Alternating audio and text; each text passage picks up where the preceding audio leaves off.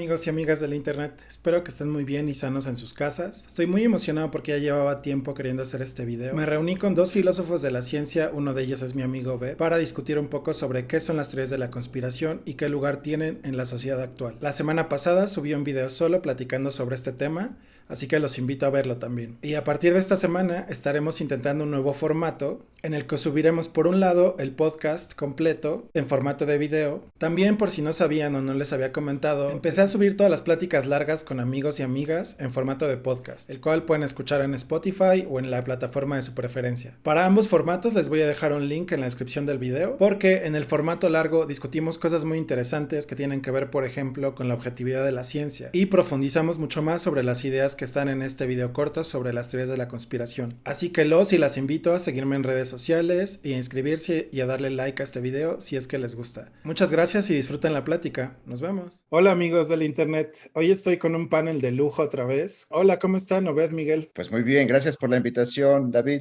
Gracias también por la invitación y un gusto verte, Obed. Gracias, chicos. Si quieren, preséntense un poquito. Bueno, pues yo soy profesor en la Facultad de Filosofía, también soy profesor en el posgrado de Filosofía de la Ciencia, trabajo también, colaboro con el programa universitario de bioética y con la Universidad del Medio Ambiente. Mis intereses están dirigidos al cruce entre la ciencia y la política. Pues mira, ahorita soy profesor aquí en la Universidad de Ball State University, aquí en el estado de Indiana, en Estados Unidos, trabajando temas, ¿no?, de teorías decoloniales. Hice mis estudios de doctorado en filosofía de la ciencia. Los invité hoy porque me interesa mucho el tema de qué son las teorías de la conspiración, para qué sirven, qué lugar tienen en esta sociedad, pensando en que son una forma de conocer al mundo y de aprender la realidad, fácil de entender algunos de esos fenómenos complejos, ¿no? Si quieren, empezamos con esa pregunta. ¿Qué son las teorías de la conspiración? Yo diría que una teoría de la conspiración es una teoría que trata de explicar un fenómeno apelando a un grupo en la sombra que intencionalmente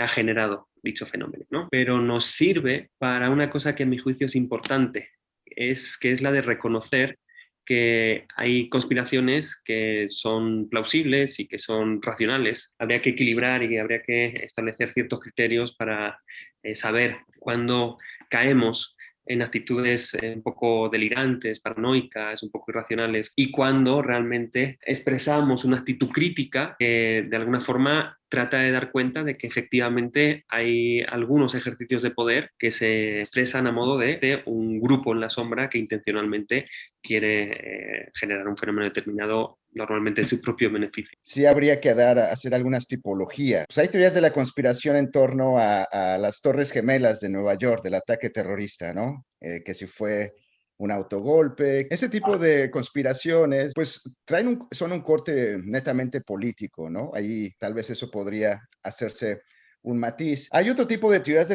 las conspiración que yo pienso que tiene más conexión con una especie de una cultura pop, que tal vez tiene que ver con películas, la industria fílmica, etcétera, de los Illuminatis, ¿no? De que en realidad está en el poder y en el control. Un tercer elemento, una tercera categoría, tiene que ver también con conspiración anticientífica, ¿no? Hay debates interesantes sobre los movimientos antivacunas, los negacionistas de la pandemia. Uno podría jugar en ese tipo de tipologías, ¿no? Miguel, un poquito cuéntanos desde tu punto de vista, ¿cuál crees que es el lugar de las teorías de la conspiración en la sociedad actual? Yo diría que las teorías de la conspiración se pueden marcar actualmente en una sociedad, en la sociedad de la posverdad. Es un régimen que no le da demasiada importancia a los hechos.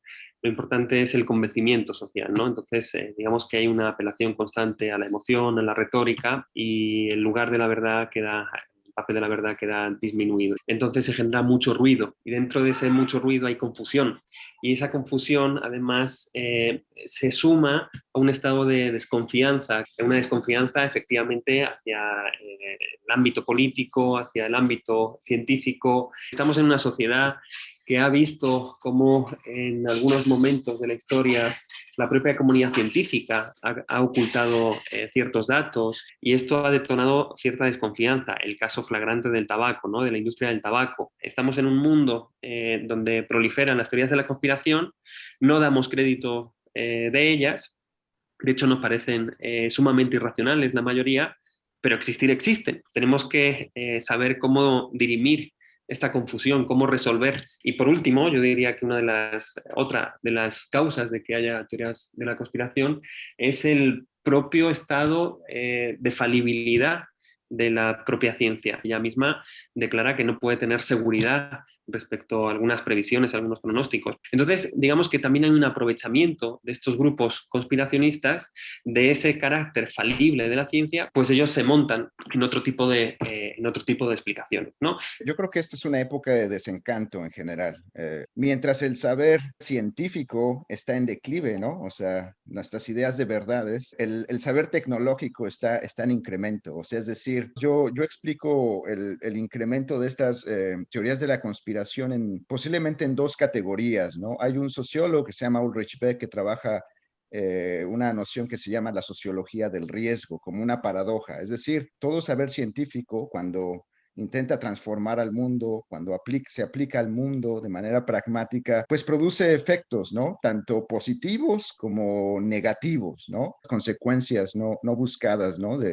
En la modernidad. Y digo, ese es un fenómeno donde quizá podemos ver ahí esta situación, porque efectivamente concuerdo con Miguel, hay una pérdida de legitimidad de la ciencia, ¿no? Porque obviamente, pues la ciencia tiene más conexiones con lo político, ¿no? O sea, es decir, la tecnopolítica, la tecnociencia, o sea, es decir, hay una vinculación entre la política y la ciencia. La política usa la ciencia para justificarse y legitimarse sobre decisiones, ¿no?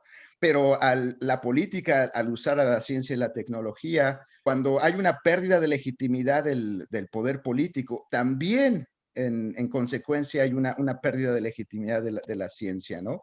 Hay otro aspecto que también tiene que ver con tal vez la lentitud y la construcción de verdades de la ciencia, ¿no? Pero tal vez el problema de la sociedad es que pues busca respuestas rápidas, tal vez ese sentir de incertidumbre no es fácil de lidiar para una sociedad que pues de repente encuentra en teorías conspiratorias pues formas alternativas de explicación, ¿no? Por ejemplo, ahora todavía hoy en día no se tiene claridad sobre qué fue lo que generó la pandemia, ¿no? Sí, pero hay muchas respuestas fáciles de teorías conspiratorias, ¿no? De que si fue un virus elaborado en un laboratorio en Estados Unidos o China o etcétera, ¿no? Es muy fácil saltar a ese tipo de respuestas.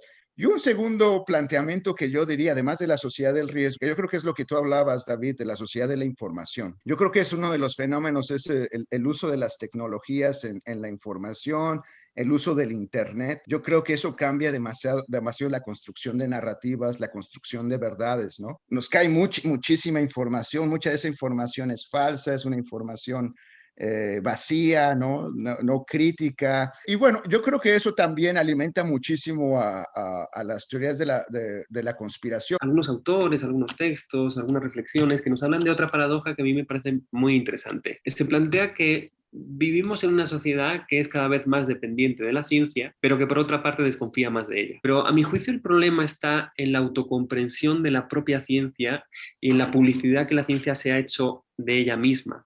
Me parece que la ciencia ha pretendido dar una imagen de sí misma que está basada en la idea de que es prístina, pues entonces la opinión pública se va dando cuenta de que esa autocomprensión y esa publicidad que se hace en la ciencia de ella misma, pues no aplica en la vida real. Entonces, a mi juicio, si la ciencia misma hiciera la tarea de demostrar que a pesar de no tener intereses y valores, puede generar conocimiento objetivo. Mi juicio es una causa importante de la desconfianza hacia la ciencia que detona respuestas críticas y respuestas alternativas, pero que generan pues, el mundo en el que estamos, un mundo conspiranoico, un mundo que no da credibilidad a la versión oficial o a la versión del status quo. Quizá uno de los grandes problemas es denostar completamente las teorías de la conspiración, ¿no? O sea, es como completamente irracionales, digo, porque hay mucha gente que cree en ellas, ¿no? O sea, es decir, que produce efectos en el mundo y en la realidad, ¿no? Yo creo que uno de los grandes problemas tal vez es tratar de censurar esas teorías, ¿no? Porque yo creo cuando se presentan las dos versiones, ¿no? Y quizá alguien en el público tiene la capacidad de contrastar, pues al menos él posiblemente determinará si sí o si no, ¿no? Porque si de repente se les persigue, ¿no? Se les erradica, se les borra de la red, ¿no?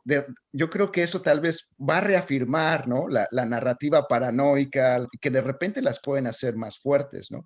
Porque alguien mantenga una tesis conspirativa para explicar cierto fenómeno, es que de inicio ni siquiera habría que rechazarlo, porque si rechazáramos a cualquiera que hace explícito su sospecha de que haya habido una conspiración, nos perderíamos de muchas explicaciones críticas y nos perderíamos de muchas visibilizaciones de ejercicios y juegos de poder. Yo creo que la teoría de la conspiración tiene que estar sometida a un proceso de corroboración empírica, tiene que aportar argumentos, y si, bueno, pues si no es capaz de corroborarse, si digamos que cae en estas epistemologías quiméricas, en estos delirios, en estas actitudes paranoicas, en estas actitudes de afirmación. Uno de los grandes defensores de la teoría de la conspiración desde el ámbito filosófico, que es Denti, pues plantea que no hay que generar una evaluación genérica, no porque algo sea conspirativo, pero por otra parte dice algo que me recuerda mucho a un filósofo de la ciencia clásico, que es Feyerabend. Feyerabend, en Tratado contra el Método, dice algo muy interesante que es súper controvertido. Dice: bienvenido a la comunidad del conocimiento cualquier tipo de charlatán y mentiroso. ¡Wow!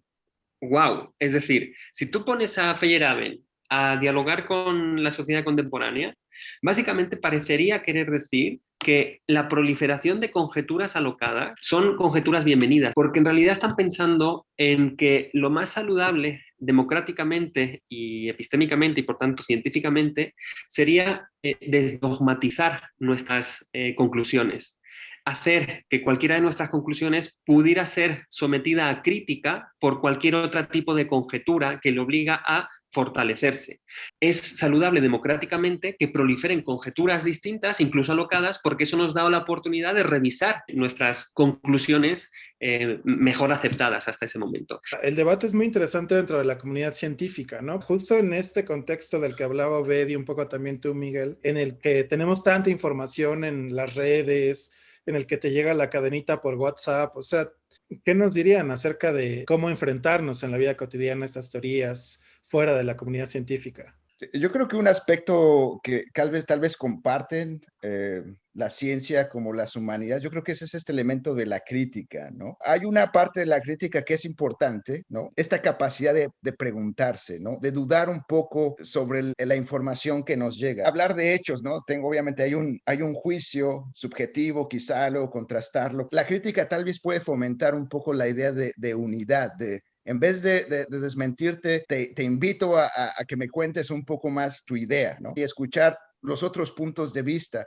Y a partir de quizá de 3 o 4 o 5 puntos de vista, quizá te puedas empezar a formar de un juicio. Y yo creo que esa noción de crítica desde un principio de humildad, desde un principio de pluralidad y diversidad y este diálogo, yo creo que tal vez nos ayudaría a tener una mayor comprensión de los fenómenos. Tratar de salir de nuestra burbuja para comprender qué es lo que expone el otro. Y cuando el otro expone lo que se podrían considerar delirios, paranoias, desde nuestro punto de vista, aquí yo creo que también hay que ser cuidadoso. Yo soy muy cuidadoso respecto al sujeto que emite una teoría de la conspiración. Yo ahí trato de ser bastante respetuoso. Primero, no es respetuoso si te burlas, y no es respetuoso si denigras, pero además es que no es eficaz si apelas a los hechos. Yo siempre digo que ante la irracionalidad, lo peor que uno puede hacer es luchar racionalmente. Tenemos que utilizar todos los recursos que están a nuestra disposición, las emociones, la narración, la imaginación, la experiencia, la retórica, elementos que deberían acompañar a la razón, pero no de una manera soberbia, sino de una manera pues discursiva, comprensiva, respetuosa. Pues yo creo que hay que actuar con ella como pues de manera honesta y de manera horizontal. Sin tratar de imponerles nuestra verdad y sin tratar de tener una actitud arrogante que les haga pensar que es que nosotros creemos tener más razones que ellos. Pues tenemos que actuar con humildad. Me encantó la idea de usar las herramientas que tenemos a nuestro alcance, emociones, valores, porque al final de cuentas, lo voy a poner así, el enemigo está echando mano de esas herramientas y por eso le está ganando al lado científico, ¿no? Vamos cerrando, pero me gustaría como algún argumento para cerrar, alguna idea que se les haya quedado pendiente, Obed. Y me hizo pensar sobre, bueno, ¿cuál es la diferencia entre esas teorías críticas con las teorías de la conspiración, ¿no? Quizá uno de los problemas en donde caemos es esta énfasis en lo racional, ¿no? Como si fuera todo el pensamiento. Pues tal vez la teoría crítica, esta teoría crítica a la cual tendríamos que apelar, ¿no? tendría que ser una búsqueda de la justicia social, ¿no? Que enfatice mucho esta idea del cuidado. Yo creo que cómo se aplica este tema de las vacunas y de la pandemia. Digo, es que tal vez si uno no emplea lógicas completamente racionales y tal vez lógicas afectivas, tal vez puede ser por ahí que se pueda apelar, ¿no? Por ejemplo, escuchaba yo experiencias aquí en Estados Unidos de gente que no creía en las vacunas, que no creía en la pandemia, ¿no? Y entonces había una labor ahí de los hijos de tratar de convencerlos de manera, pues con afectos, ¿no? O sea, nuestro problema, pa, o sea, es también sobre nosotros, o sea, creo que hay un diálogo que no es netamente racional, que tiene que fomentarse. Otra cosa que quiero comentar ya para concluir, también es la información que se maneja en el espacio público. Tal vez ha habido un mayor énfasis en los efectos negativos o quizá en los aspectos no positivos de la vacunación, ¿no? Y tal vez tendríamos que enfatizar más los elementos positivos. Creo que la información tiene que estar ahí, tiene que estar abierta, ¿no? Tal cual es. Y las personas pues tendrían que tomar la decisión.